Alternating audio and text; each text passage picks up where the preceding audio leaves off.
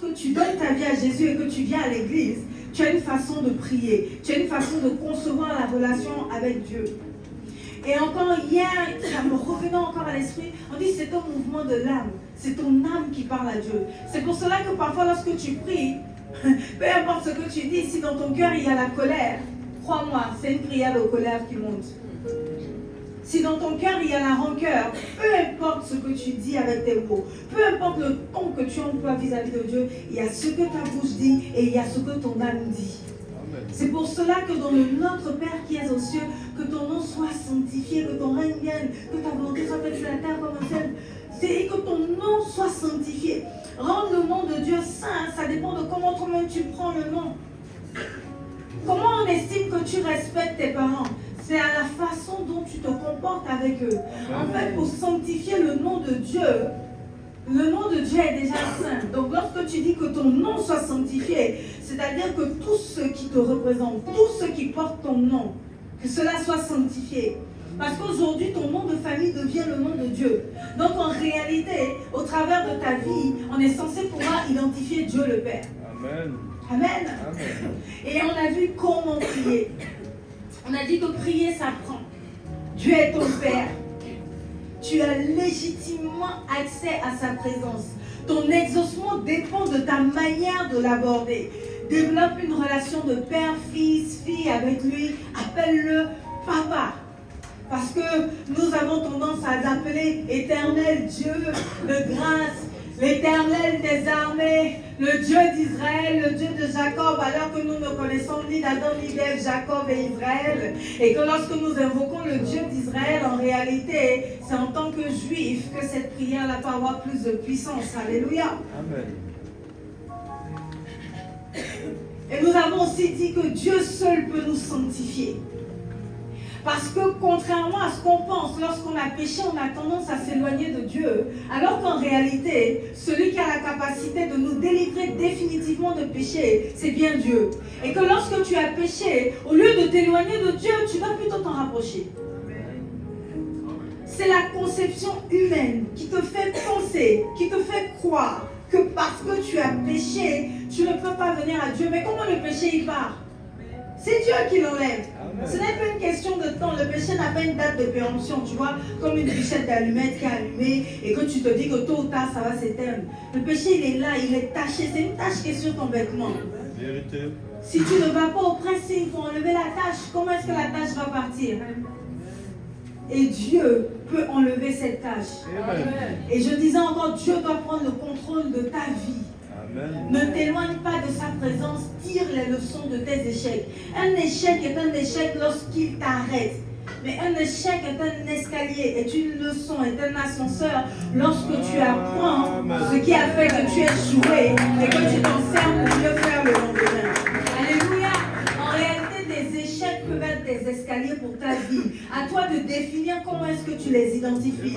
Si tu t'arrêtes sur l'échec, tu vas rester en bas. Mais si tu regardes et que tu discernes, que tu tires des leçons de ce qui n'a pas marché, de ce que tu as mal fait, à ce moment-là, c'est un escalier qui te ramène et qui te lève vers ta destinée. Amen. Amen. Et aujourd'hui, normalement, on devait continuer dans le petit 2 qui dit que ton règne vienne. Mais avant que je monte sur l'estrade, le Saint-Esprit m'a dit, non, on va rester encore sur notre Père. Je dis, mais comment ça, Seigneur? Il dit, en fait, en fonction de l'identité de la personne à qui tu parles, tu sais comment parler. Et que plusieurs parmi nous ne comprenons pas le Dieu est notre Père. Nous le disons, nous le répétons comme une formule magique, mais nous ne réalisons pas que Dieu est notre Père. J'aime encore prendre l'exemple de mon ancien DG. C'était un Français très particulier. Et je me souviens que quand j'arrivais dans la boîte où j'étais, tout le monde avait peur de lui, il était vraiment, personne n'arrivait à obtenir, mais vraiment aucun financement, aucune discussion. Mais moi j'avais travaillé avec lui, on avait eu 5 ans ensemble. Donc je savais déjà qui il était. Du coup, j'ai expliqué à mon chef à l'époque que non, avec lui c'est le profit qui parle. Lui il est venu faire du business. Si tu arrives, que tu lui dis juste, je veux une nouvelle voiture pour mon équipe, ça sera non. Mais si tu lui dis, je veux une nouvelle voiture, comme ça je pourrais aller voir plus de clients, voilà financièrement ce que ça va nous rapporter, il signe directement l'autorisation de sortie de caisse. Mais cela était possible parce que je le connaissais déjà, parce que je le pratiquais déjà. Et donc du coup, j'ai bénéficié de certaines faveurs. Pas parce qu'il m'aimait particulièrement, mais parce que je savais son fonctionnement. Amen. Certains n'arrivent pas à bénéficier des faveurs de Dieu parce qu'ils ne comprennent toujours pas le fonctionnement de Dieu notre Père. Et donc lorsque nous venons à Dieu, c'est une personne qui vient dans le désespoir, mais se disant que bon, il y a quelqu'un qui est en haut, on m'a dit qu'il est fort, on m'a dit qu'il peut tout faire, j'essaie. Le désarroi parfois t'amène à prier, mais tu ne crois même pas. C'est juste que tu as tout essayé, donc tu te dis pourquoi ne pas essayer de prier. Tu pries, mais tu n'entends pas Dieu. Tu pries, mais tu ne vois pas d'exaucement. Tu pries, mais il y a une lourdeur. C'est-à-dire tu ne sais même pas si c'est ça la prière. Il n'y a pas de communion entre toi et Dieu. Il n'y a pas de communication entre toi et Dieu. Tes temps de prière sont juste des paroles lancées en l'air. C'est une thérapie que tu fais. Tu parles à haute voix en réalité. Tu n'es pas en train de prier. Et donc, à force de voir ce blocage dans ta vie, tu as l'impression qu'en fait, tu n'es pas fait pour prier, que tu ne sais pas prier. Et c'est à ce moment-là que tu vas commencer à chercher le responsable, tu vas commencer à chercher le pasteur, à chercher un prophète pour te donner une révélation, pour te donner une instruction. Parce que dans le fond, tu es frustré, parce que tu as l'impression que tu ne sais pas prier, ou que lorsque tu pries, il n'y a pas de suite. Te voilà maintenant en train d'écouter le premier venu. Dans la rue, quelqu'un t'arrête pour te dire ton étoile brille, tu crois. Tu regardes une vidéo où on a dit, je vois le don de vision sur Marie. Tu t'appelles Marie. Ce jour-là, tu t'appelles Marie, tu crois. On te dit, oh, il y a un prophète puissant qui arrive. Ce prophète-là, il fait des merveilles. Tu ne réalises même pas que Dieu t'a donné la puissance. Et te voilà en train de courir derrière ce prophète. Et tu crois tout ce qu'il te raconte. Parce que dans le fond, tu penses, tu crois, tu crains que Dieu ne t'écoute pas. Et que tu n'as pas accès à cette dimension d'intimité. Parce que tu ne réalises pas que c'est ton Père. Et voilà, aujourd'hui, beaucoup parmi nous sont en train de s'égarer parce que nous ne connaissons pas notre identité en Christ et parce que nous négligeons, nous minimisons, nous ne comprenons pas, nous ne réalisons pas le sacrifice de Christ à la croix. Tu es une race élue, tu es un fils de Dieu, tu as accès à la présence de Dieu. Le prophète ne fait que confirmer ce que Dieu t'a déjà dit. Il n'est pas là pour te révéler les choses de ta vie, il est là pour confirmer ce que Dieu t'a dit. Dans la Bible, lorsque tu observes, on appelait le prophète pour être sûr. Mais pas pour savoir ce qu'on doit faire, pour être sûr. Lisez votre Bible. À chaque fois, allons chez le voyant pour savoir si effectivement, allons chez le prophète pour savoir si effectivement il y a la parole de Dieu. Alors, mais à la base, Dieu donne une parole à chacun. Amen. Le Seigneur aujourd'hui, il est frustré. Il est frustré parce que tu essaies de prier une fois, 2 fois, 3 fois, que ça n'a pas marché aujourd'hui, tu ne pries plus. Tu recommandes juste tes journées à Dieu. Oh Seigneur Jésus, Dieu de grâce, Dieu de bonté, bénis ma journée, bénis mon mari, bénis mes enfants, bénis mon travail. Amen. Et tu pars. Et maintenant pour les vrais sujets, je m'en veux voir le pasteur. Le pasteur va me dire ce que Dieu veut que je fasse. Parce qu'au fond de toi, tu t'es dédaigné. Au fond de toi, tu t'es méprisé. Tu estimes que Dieu ne peut pas te parler. Tu as essayé, tu n'as pas entendu. Et voilà, maintenant quelqu'un t'appelle par hasard. Oh, ça c'est le Seigneur qui me parle. Parce qu'effectivement, j'hésitais. Le prophète est venu me parler. Tu es comme le missionnaire, là, c'est-à-dire le vent, le gonflant là. Le vent souffle comme ça. Tu n'as pas une parole sur laquelle tu as fondé ta chrétienté. Quelle est la parole que Dieu t'a donnée? Quelle est la promesse que Dieu t'a donnée? Quelle est la révélation que Dieu t'a donnée? Quel est l'appel que Dieu a pour toi et ta famille? Te voilà en train de courir derrière un homme qui ne reconnaît même pas ta valeur. Parce que dans le fond, toi-même, tu ne sais même pas qui tu es. Amen. Tu ne sais pas que tu es appelé à servir Dieu. Et que du coup, ton mari doit être un serviteur parce qu'il ne comprendrait pas. Tu te retrouves à épouser un homme qui est assis à la maison en train de dire, tu rentres, tu fais 2 heures à l'église et tu ne dures pas. Alors qu'il y a l'appel, le service en toi. Mais lorsque tu te mariais, tu ne savais pas. Donc tu t'es juste marié comme ça aujourd'hui maintenant pour servir Dieu.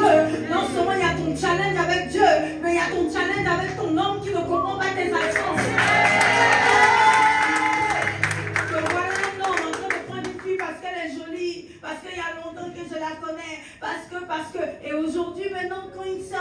pour prendre des conseils. Quand une soeur t'appelle pour que tu pries, elle fait une crise de jalousie à l'église. Elle ne comprend pas. Elle n'est pas dans ton monde. Tu ne savais pas qui tu étais. Tu ne savais pas que lorsque tu ouvrirais la bouche, les cœurs brisés seraient restaurés. Et donc tu as pris une décision sur la base de ce que tu ne sais pas. Tout ça parce que tu ne sais pas communiquer avec Dieu. Tu ne sais pas communiquer avec Dieu. Te voilà en train de paniquer lorsque tu finis de regarder le journal télévisé parce que tu ne sais pas communiquer avec Dieu. Te voilà en train de paniquer parce qu'on te dit que voilà le comité de direction, voilà ce qui a été décidé. Tu ne sais pas parler avec Dieu. Donc c'est la parole que tu entends qui te guide. Et aujourd'hui le Seigneur en fait il est un peu déçu. Parce que si tu réalisais la valeur du sacrifice de Jésus, le sang de Jésus à quel point il crie fort pour toi, tu ne serais pas dans cette situation.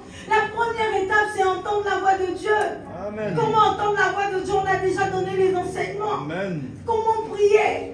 Il me dit, en fait, ils ne savent même pas que je suis leur Père. Aïe. En fond, c'est un Dieu qui est grand. On lui parle, s'il veut, il fait. Il ne veut pas, il ne fait pas.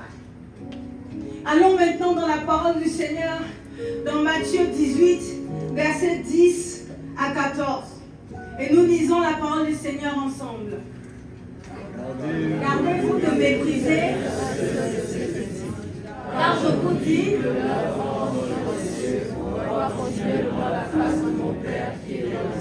pause. En fait, il s'agit des enfants.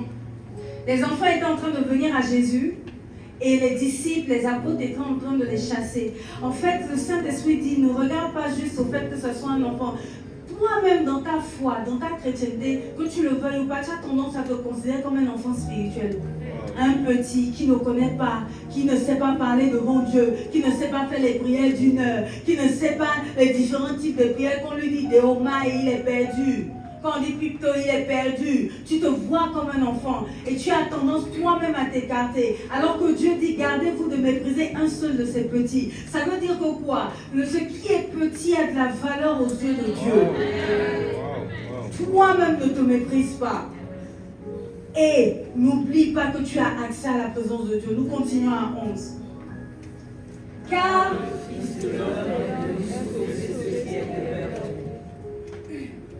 que vous ensemble, si un homme s'assemble de lui, et que lui laisse égaré, ne laissez pas les 99 autres pour aller chercher celle qui est égarée.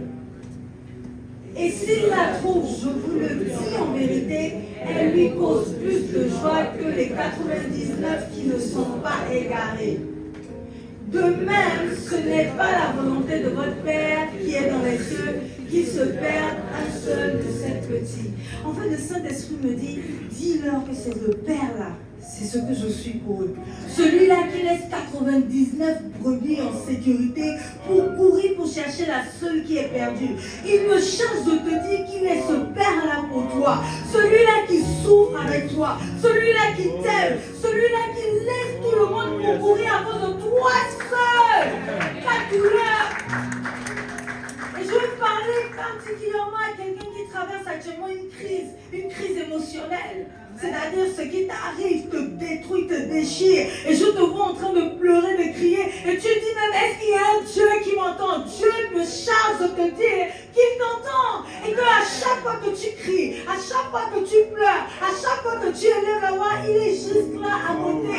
Le problème, c'est que tu ne prends pas le temps de lui donner le temps de te répondre. Tu ne prends pas le temps d'entendre sa voix. C'est-à-dire, nous avons été tellement déformés par tout ce qui est fast-food, par tout ce qui est micro-ondes, par tout ce qui est voiture. On parle maintenant de 220 km/h, de combien de nombre de chevaux. Nous sommes habitués à nous lever le matin, à dire on va au travail en 10 minutes, on arrive parfois en 5 minutes. Il faut prendre le temps dans la présence de Dieu. Tu ne prends pas ce temps. Tu cries à Dieu, tu pleures, tu lui parles, mais tu ne lui donnes pas le temps de te répondre. Tu ne sais pas. Tu ne réalises pas qu'il est ton Père, celui-là, qui est prêt à renoncer à 99 brebis pour toi seul. Il me charge de te dire que dans ton trouble, dans ce trou, dans ce désespoir, dans cette déchéance, il est là. Amen. Il est là. C'est juste que Tu es omnibulé par le désespoir. Tu es déformé par la tristesse. Tu es déformé par le désarroi. Et tu n'arrives pas à voir que, mais attends, tu déprimes comme ça là. Mais tu n'as pas perdu la raison. Il y en a qui deviennent fous. Parce que les problèmes les submergent. Il y en a qui n'arrivent pas à se lever le matin. Parce que les problèmes les submergent. Il y en a qui n'arrivent même plus à marcher. Parce que les problèmes les submergent. Il y en a qui font des AVC dans leur sommeil. Parce que les problèmes les submergent. Tu ne réalises même pas que tu es en vie, que tu respires, que tu es debout. Et que malgré tout, tu n'es pas mort. Tu es là. Et il y a quand même des moments de joie. Dans cette tristesse, dans cet échec, dans ce désarroi, ça t'a permis de réaliser qu'il y a des choses qui n'ont pas de valeur. Ça t'a permis de réaliser que telle personne à qui tu donnerais ta vie n'est pas une personne de confiance. Ça t'a permis de voir que tu courais après des choses inutiles. Et qu'en réalité, l'homme n'est rien. Si ce n'est qu'un souffle qui part et qui ne revient plus. Il est ton père. Il t'aime. Un père responsable. Oh yes.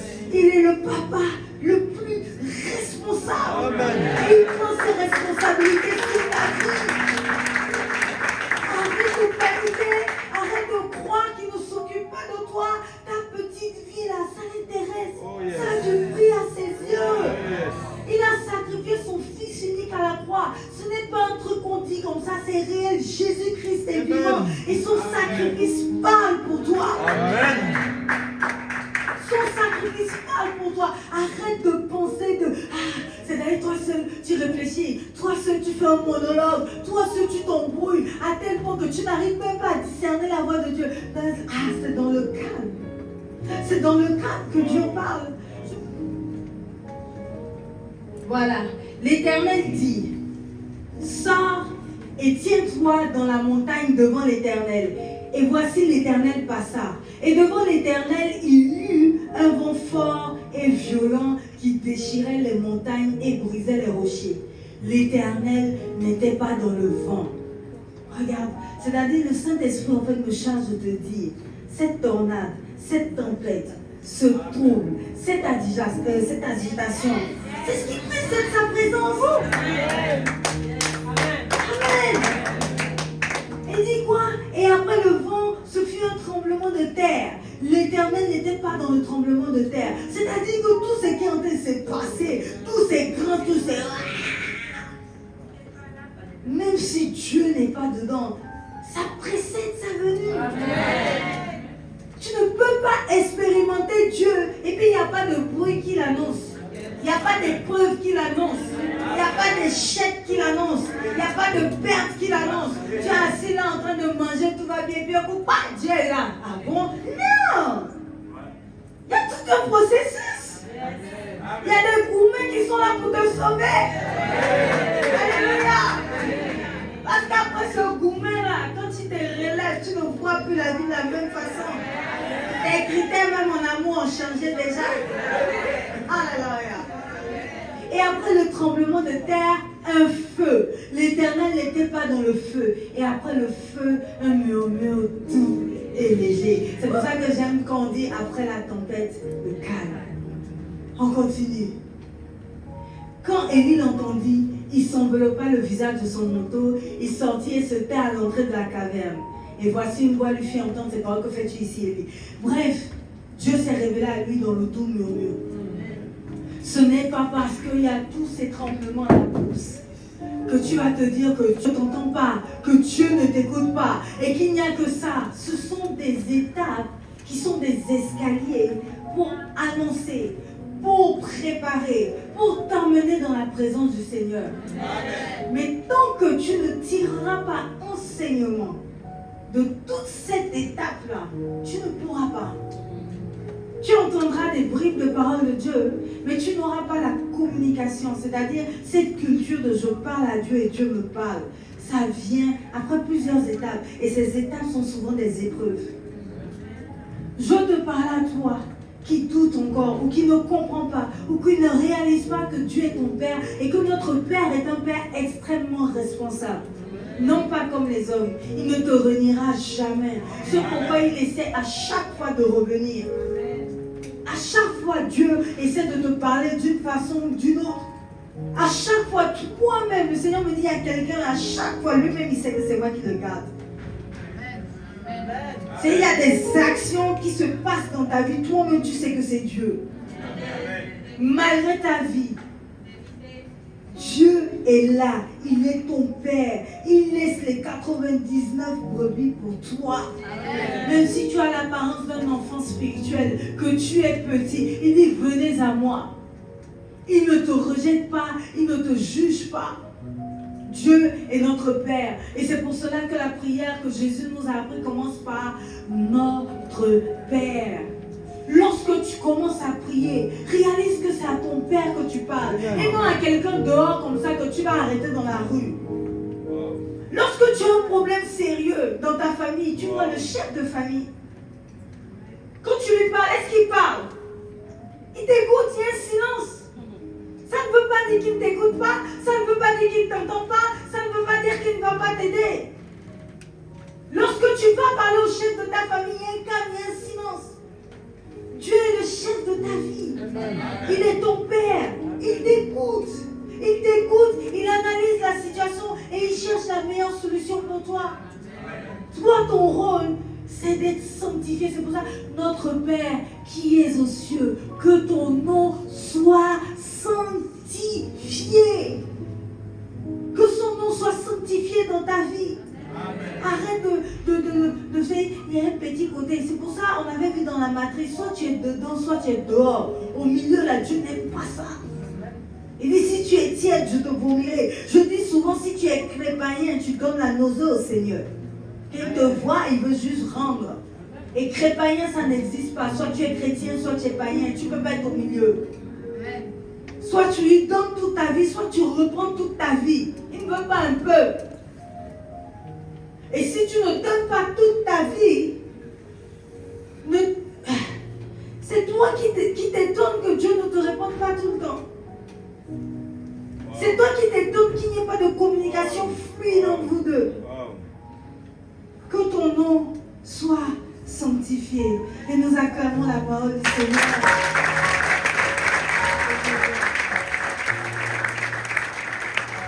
Nous allons prier par rapport à cette parole. Habarayanta Hali